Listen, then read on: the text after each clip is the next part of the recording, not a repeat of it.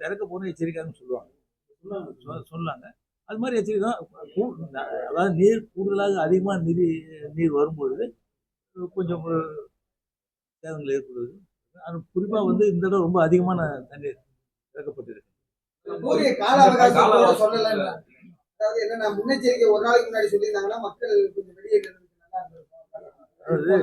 தண்ணீர் திடீர் வரும்போது உடனே அங்க இருக்க சட்டமன்ற மற்ற எல்லாமே பாதுகாப்பு நம்ம வச்சிருக்கோம். அந்த இடத்துல தங்க வச்சிருக்காங்க.